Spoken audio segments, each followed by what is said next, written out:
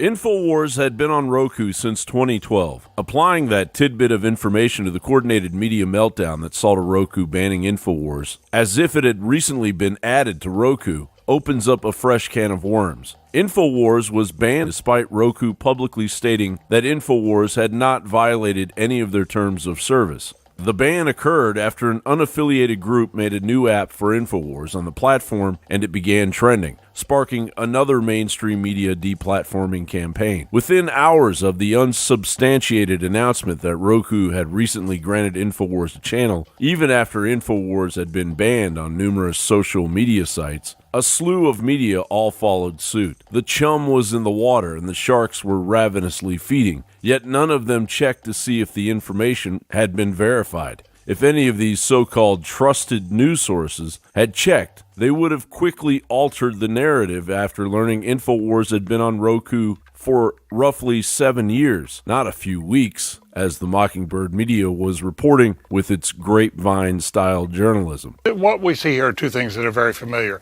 He plays by his own rules, and they all come straight out of Machiavelli. And no media outlet has risen to the task of spreading false information about President Trump like the leftist media's Little Lord Fauntleroy BuzzFeed. First, the notorious false P-Gate controversy, and now the Mockingbird media fell once again for BuzzFeed's allegations that President Trump convinced Michael Cohen to falsify the timing of discussions over a Trump Tower project in Moscow. We are likely on our way to possible impeachment proceedings. If it were to be true, it means the president told someone to lie under oath, which very simply is a crime and is impeachable. If this story is true, we must begin impeachment proceedings. If you can prove that the president ordered it, that certainly rises to the level of impeachable offense. We're going to know if the president of the United States committed a federal felony, and at that point we are in high crimes and misdemeanor, and we are in impeachment territory. Right. In a very rare turn of events, BuzzFeed's horrendous inaccurate reporting in the name of prosecuting the president of the United States had to be disputed by special counsel Robert Mueller to stop the impeachment piranha swarm growing on the nation's airwaves. And among all of the anti-American sentiment found at the recent March for Life and the Women's March, the media fueled that negative energy by creating a false narrative implicating Kentucky teenagers wearing MAGA hats in a bizarre depiction of events after a left-leaning Native American confronted them while they simply waited for their bus at the sacred steps of the Lincoln Memorial. It all began when the students were taunted with racist slurs. All these peckerwoods with America,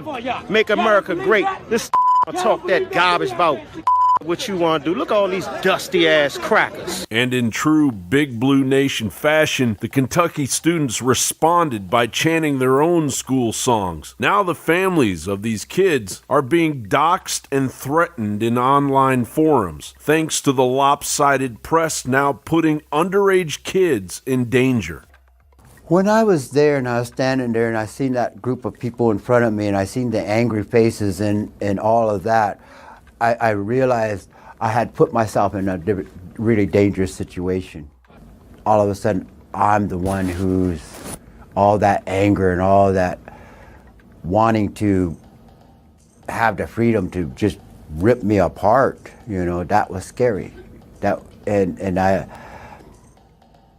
I'm a Vietnam Times veteran, and I know that mentality of there's enough of us, we can do this. The real story here is the monumental racketeering and First Amendment violations perpetrated by these publications. A raft of publications generically known as interested parties, mainly interested in subduing the truth from harming their globalist masters. John Bound reporting. CBD-rich hemp oil is totally organic, all natural, something God gave us, and it doesn't have THC in it, and it's totally legal in all 50 states. This is where everybody's going. This is what your body actually needs. There are so many different spectrums of this natural oil that comes from hemp, now legal and lawful in all 50 states, that you need to just go research it for yourself. Now, obviously, there's been a giant marijuana legalization craze that Soros has funded the last 10 years. I've not been involved in that. It's a huge bubble. This is not marijuana. There are hundreds of varieties of hemp. This is industrial hemp that has all the good attributes, but not the bad attributes that turn people into potheads in their basements, picking and eating their boogers. This is the good CBD from the organic hemp oil. And there are so many great products that you simply need to go to InfoWarsStore.com and link over to WashingtonsReserve.com, or simply go to WashingtonsReserve.com yourself to look at all the products, to read about the history, and to see the facts for yourself. So 360 win. There are different CBD rich hemp oil extractions for many, many, many different uses. You owe it to yourself to go look at this for yourself and to also understand it helps fund the info war. People wonder why I haven't gotten into CBD oil.